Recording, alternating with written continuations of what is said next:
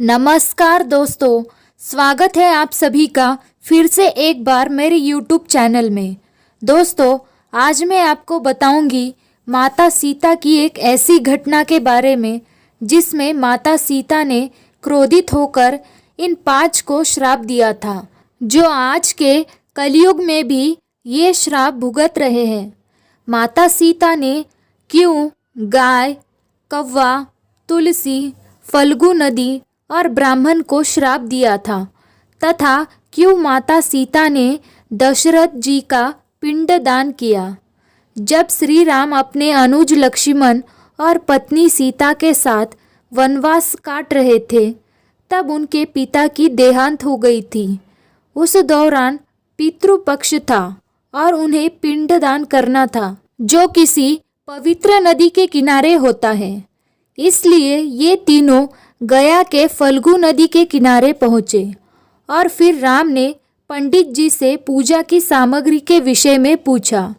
इसके बाद उन्होंने लक्ष्मण जी को पूजा की सामग्री लाने के लिए एक गांव में भेजा, लेकिन काफ़ी देर होने के बाद भी लक्ष्मण लौटकर नहीं आए, तो श्री राम ने खुद जाकर उनकी खबर लाने का निर्णय लिया। वो तुरंत लक्ष्मण जी के खोज में निकले थे। जैसे जैसे समय बीत रहा था, यह माता सीता की चिंता अधिक बढ़ रही थी। बहुत देर होने के बावजूद भी वो दोनों अभी तक लौटे ही नहीं थे। इस बार माता सीता ने निर्णय लिया कि उनके पास जितनी भी सामग्री है उसी से वो खुद पूजा करेगी। तब देवी सीता ने पंडित जी से कहा, लक्ष्मण और श्री राम को आने में देर हो रही है, तब तक आप पूजा आरंभ करें। अगर वो दोनों नहीं आए तो मैं अकेली ही पूजा समाप्त करूंगी। विधि पूर्वक पूजा करने के पश्चात देवी सीता ने पिंडदान किया और जैसे ही उन्होंने प्रार्थना करने के लिए अपने हाथ जोड़े और आंखें बंद की, उन्हें एक दिव्य स्वर सुनाई दिया कि उनकी पूजा संपन्न हुई और स्वीकार भी हो गई। ये सुनकर देवी सीता को बहुत प्रसन्नता हुई और साथ ही उनको इस बात की शांति मिली कि उनकी पूजा सफल हुई और राजा दशरथ ने उसे स्वीकार की। हालांकि वो इस बात को भी भली भांति जानती थी कि श्री राम और लक्ष्मण इस बात पर भरोसा नहीं करेंगे, क्योंकि ये पूजा पुत्रों के बिना पूरी नहीं हो सकती। तब सीता ने फल्गु नदी, पूजा में इस्तेमाल होने वाली गाय, वटवृक्ष, कौवा, तुलसी और उस पंडित को इस बात का साक्षी बनने को कहा। सभी ने उनकी आज्ञा का पालन किया।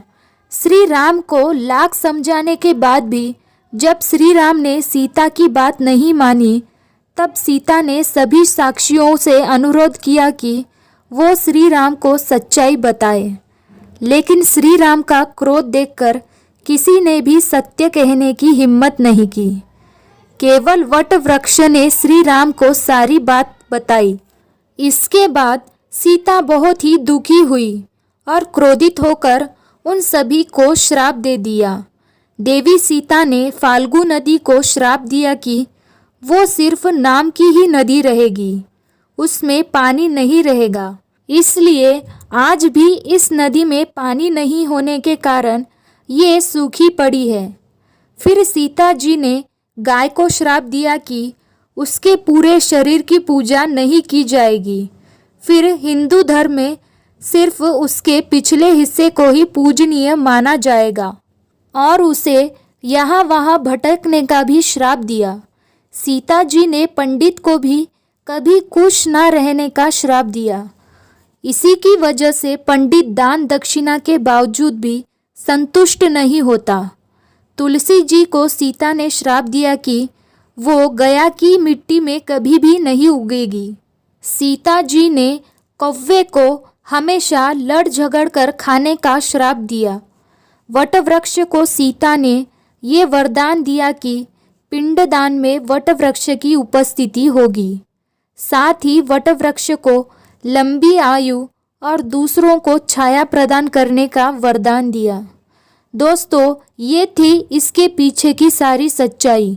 आपको ये वीडियो कैसे लगी ये मुझे कमेंट बॉक्स में ज़रूर बताइए। साथ ही ऐसे ही नए नए वीडियोस देखने के लिए मेरे चैनल को सब्सक्राइब कीजिए, वीडियो को लाइक कीजिए और अपने दोस्तों के साथ ज़रूर शेयर कीजिए।